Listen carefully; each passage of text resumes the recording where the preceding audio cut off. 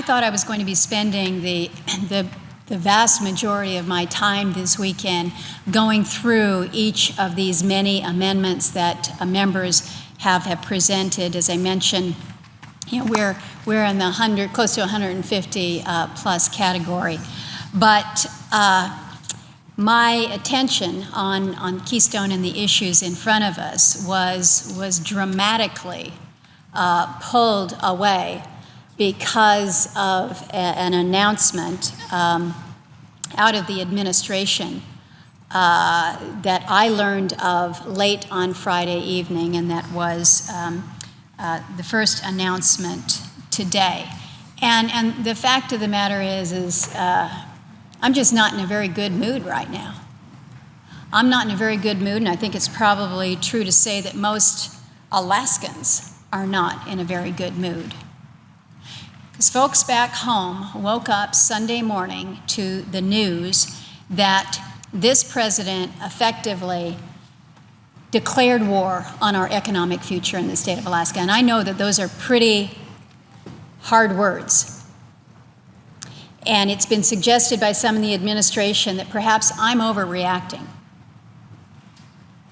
But Mr. President, let me tell you, when our economic opportunities as a state, which lie in our natural resources, are denied us as a state, the promises that were made when we entered the Union, the compact that we made, that we are not able to see those promises, then there is nothing else, there is no other way to describe it than that is a war on our economic future. You know, we've got winter going on in Alaska right now. My hometown where I went to high school, I think it was about 30 below this weekend. Up on the North Slope, temperatures are about 60 degrees below zero. It's pretty cold. President, in his video where he made his announcement that he is moving to put the Arctic coastal plain in de facto wilderness, he described the area in the North Slope as fragile, that the wildlife is fragile. And I will tell you, the area in the coastal plain, the area in Anwar, is an amazing place. It is a special place, as are so many places in Alaska. It is an amazing place, and I am blessed to call it home. But the president decided on Sunday that this was the perfect day to announce his unilateral decision to manage the Arctic coastal plain as de facto wilderness. Now, the coastal plain, and I don't have my maps, but you're going to be seeing a lot of maps of Alaska and Anwar coming up here. Coastal plain is the area on the very, very northern part of the state, and it's part of the non-wilderness portion of Anwar. People need to understand that Anwar is a huge area. It is 19.7 million acres. It's an area the size of the state of South Carolina up there. And there are portions of Anwar that have been designated as wilderness.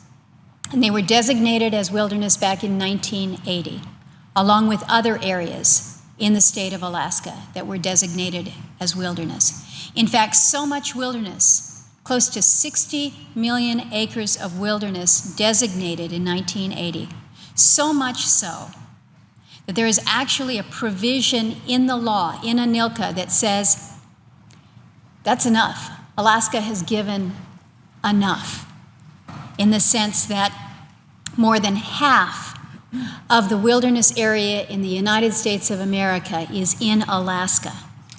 More than half. All the other wilderness in the lower 48 states, lower 49 states, Alaska has over half.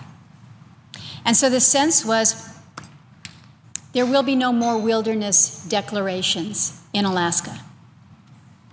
And yet the president announces Sunday that in addition to the coastal plain, effectively all the balance of ANWR will be brought in to wilderness designation. So what does this mean to a state like Alaska? Again, history is going to be important in this discussion going forward, because the area in the coastal plain, the 1002 area, and it's designated that because of a section in the law, the coastal plain was specifically set aside in 1980 for further study of its oil and gas potential. So you had a decision that was made back in 1980 where you had more than 100 million acres in Alaska that were turned into federal law. But it was recognized that this area, this 1.7 million acres, was unique because of its resource potential. It was identified in law as such. And it said, we're going to reserve this, we're going to study it for its oil and gas potential. And then in the 80s, the Reagan administration did just that. They studied the coastal plain. They recommended that it be open to responsible energy development. And ever since then, Mr. President, we have been seeking permission to open up just 2,000 acres on the coastal plain for that very purpose, for oil and gas exploration. So what we're not talking about opening up the full coastal plain. We're not talking about touching any of the area that was designated as wilderness in 1980.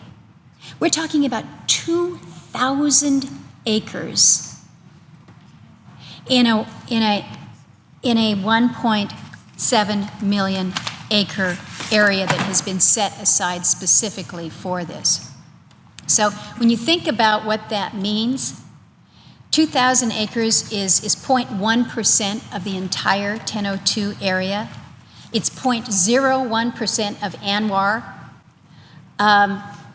When you put it into context, 99.9% of ANWR would remain untouched if all we were seeking to do was to access the 2,000 acres. But we also know that if we were able to access this small area within the coastal plain, that we can gain access to an estimated 10.3 billion barrels of oil. 10.3 billion barrels of oil. If we produce oil at that rate of 1 million barrels a day, it'll last almost 30 years. And Mr. President, right now we've got an oil pipeline in Alaska, the Trans-Alaska Oil Pipeline, bisects the state, 800 miles from the North Slope down to Valdez. Been doing a fine job providing resource to the country in an environmentally sound and safe manner. It's an engineering miracle. It's fabulous. What it lacks right now is more oil in the pipe. We're less than half full. So the state of Alaska is being aggressive in looking for how we might not only fill up that pipe to help Alaska and to help the country and to bring about jobs and bring about revenues, but how we can do so in a responsible manner.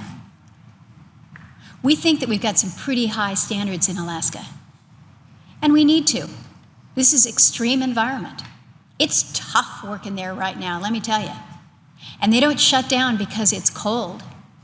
In fact, this is the only time of year that you can explore out there, because the environmental safeguards are such that you can't take exploration rigs out on the tundra in the summer where it might leave a mark. No, we wait until it's the coldest, the darkest, the ground is frozen as far as it possibly can. So this is the time of year that we are hoping to be able to do more. But what this president is doing is not only saying, nope, no to that 2,000 acres that you're seeking to access that would be bringing you 1 million barrels a day, potentially for 30 years, and allowing for jobs and a resource. No, not to that 2,000 acres. He's saying no forever. Not only no to oil and gas development, but no to anything else. No, no road, no airstrip, no nothing. No motorized anything when it comes to a wilderness area. Now, the president is saying that the Congress has to make this decision. And in fairness, that is true. It is only the Congress that can make that decision to convert the coastal plain to permanent wilderness. But the reality is, folks, he's made this decision here.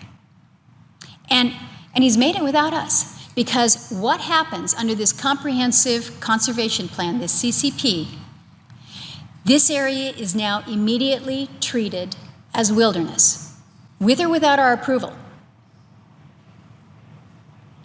So that designation may not be there, but how is it being treated? It's being treated as wilderness. Now, I would assert, Mr. President, that this is in clear violation of the No More Wilderness Clause, the No More Clause in ANILCA. It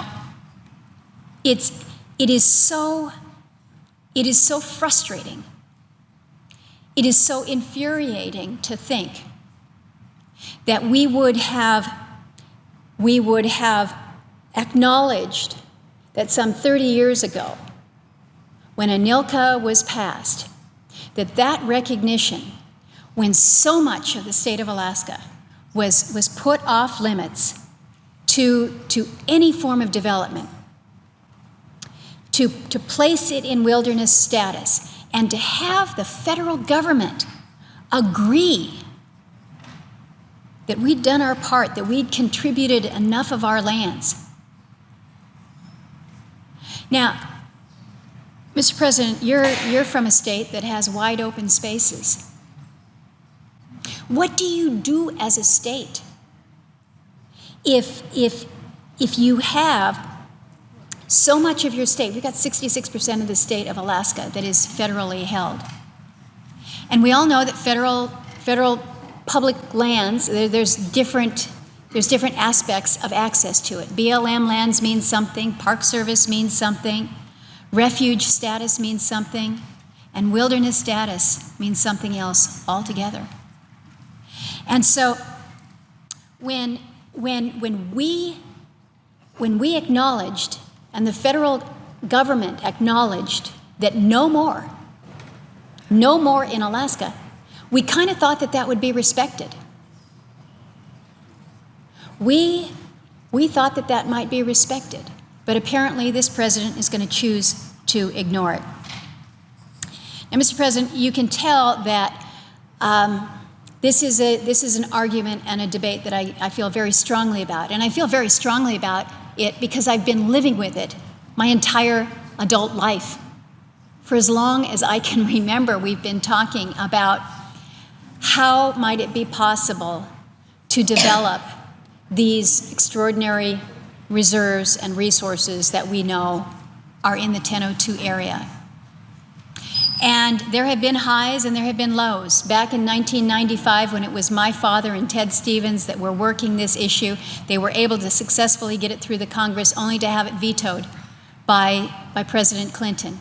And then 10 years later, it was Senator Stevens and myself who were able to get it so close. We were one vote shy here in the Senate.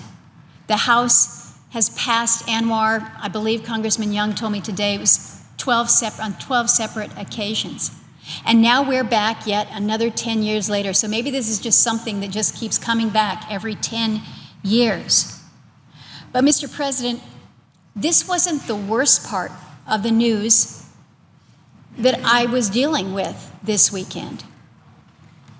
At the same time that I was given a heads up that the administration was going to be releasing this CCP, this Comprehensive Conservation Plan that will treat ANWR as wilderness, I was told that we're going to see the announcement of the administration's 5-year lease sale plan. And that is substantial for us. As folks know, we've been trying to advance the leases that have been sold in the Beaufort and the Chukchi for some period of time. And it has been a tortured process, as many people know.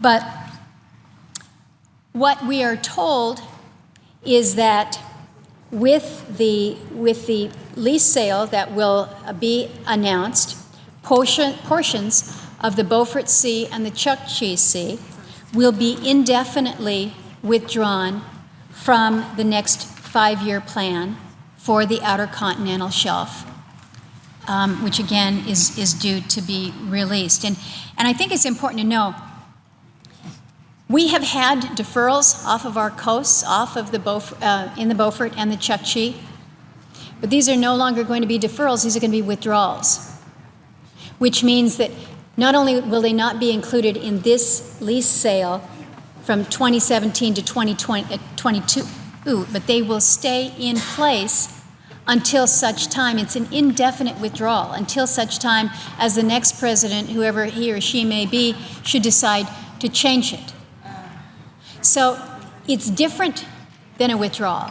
And what it then says to us is, okay, nope, we're going to lock up ANWR permanently, so the resources that may be available to you, as much as 1 million barrels a day coming down through your pipeline to supply this country, nope, put that off limits. And the offshore that you want to try to advance, well, we're going to make it a little more difficult, because we're going to take these areas and we're not going to include them in this 5-year lease sale. In fact, we're going to indefinitely withdraw them. This could have significant impact on our ability to access the estimated 23 billion barrels of oil off of Alaska's north slope.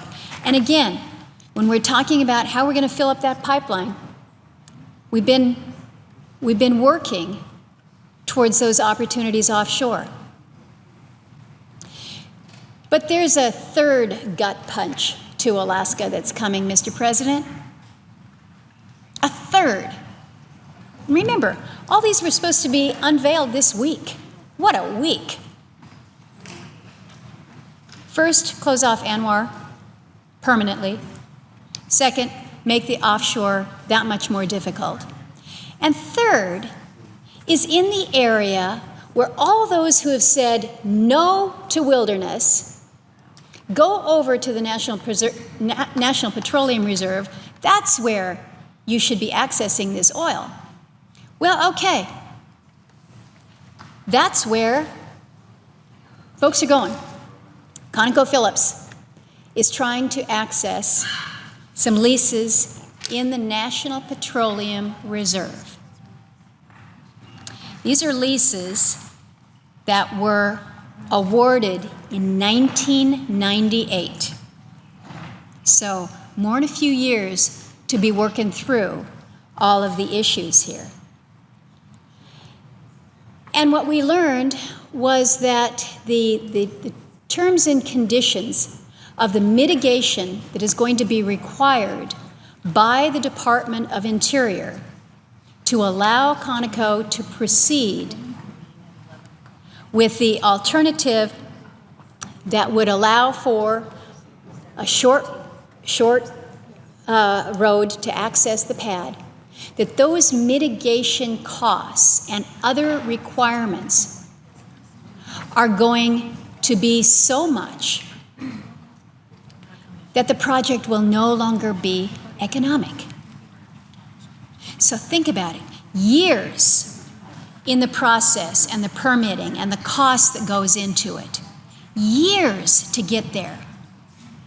Mr. President, I don't think most people know Do you realize how much oil is produced on federal lands in Alaska? It's a real easy answer because it is a big fat zero. There is none. There's no oil that is produced on federal lands. And we've been trying to make it happen. And we've been going to the National Petroleum Reserve because we've been put off limits with ANWR, okay? It hasn't been made permanent wilderness, but we haven't been able to access it because that too takes permission from Congress. So the whole area where our state has these resources, these reserves, ANWR to the east, Beaufort Chukchi offshore, NPRA. What this administration is doing is saying this all of the above strategy for an energy plan for America. We're starting to think in Alaska that means everybody but Alaska. Mr. President, I just get, I can't even articulate the anger, the frustration. And as I tried to convey my thoughts to the Secretary, I said, I'm just not sure if this administration just doesn't care about Alaska and its people at all, or whether you even think of us. But I've come to the conclusion that they still view us as a territory, a place where you can come in and just do what you will, because you're a territory. Well, we are not a territory, Mr. President. We are one of the 50 states. We are one of those stars on that flag. And last time I checked, we had just as many rights as any other star on that flag. What is coming at my state and the arrogance with which this administration is treating us is unacceptable, and it will not stand. And I'm not sure. Everybody wants to know, what are you going to do about it? What are you going to do about it? Well, I'm going to make sure that people understand who we are. That people understand that there are human beings who live in the 1002 area. You're going to take an area and declare it wilderness. People live there. Children go to school there. And yes, we actually have a polar bear watch to make sure that the kids don't leave their homes early in the morning to go to school when it's still dark and there might be a polar bear out there. Okay, things are different in Alaska, but we still live there. We still want a quality of life for the people that is not unlike what we would have here. We don't want to have communities where we still have no sanitation facilities, where people are hauling their human waste from in a bucket in the corner of the house and dumping it in a lagoon. We don't want to be in that situation. But you know what? It just seems like we have to get permission to do anything. And that permission is routinely denied, or if it's denied, they delay it indefinitely so that it just adds to your costs. We pay more for our energy, we pay more to keep warm in the state of Alaska than you do anywhere else. And you might say, well, of course, it's colder up there. But you know, back here, it's going to be cold in New York. There's nobody in New York that's paying $10 a gallon for fuel like the people in Kobuk are paying. There's nobody in Massachusetts who's going to get hit by this storm and it's going to be cold who's paying $7.50 for fuel like the people in Fort Yukon are paying. We live there because we want to live in Alaska. It is an amazing place. And we make a lot of sacrifices. But one of the sacrifices that we won't make, one of the things that we will not give up, is to be treated like some second-class citizens, to be treated like a territory that has no rights. And so when we are full participants and we say there are special places in Alaska that should be wilderness, and we signed off on that in 1980, well then negotiate with us, talk to us about what happens next. But I made the statement, and again, it's harsh words.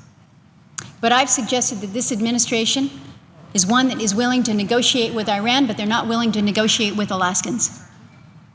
Those days are over. Those days are over. And we've got, we have some issues to deal with in front of us right now, Mr. President, as we move through the legislation in front of us. We've been focused on energy for a good couple weeks plus now. I'm glad of that. I'm glad that we're going to be able to work through a process where we can move through some of these amendments. But Mr. President, know that the words that I have spoken tonight on the floor are words that come from my heart as an Alaskan. This is not about politics. This is not about me being able to wield some muscle because I have the gavel in the Interior Appropriations Committee. This is about Alaska as a state and our rights as a state. This is about a compact that was made with the state of Alaska about how we would be able to use and access our lands, how we would be able to care for the people who call Alaska home. And so this is pure passion that drives my comments. And my comments will be echoed not only by the full Alaska delegation, as small as we are, but by our governor, by our legislature, by our elected officials, by people who live all around the state, including the people who live in the coastal plain in Anwar. This is serious, Mr. President, and Alaskans are going to take this very, very seriously. And you'll be hearing a lot more from us. And with that, I thank my colleagues for the indulgence of time, and I yield the floor.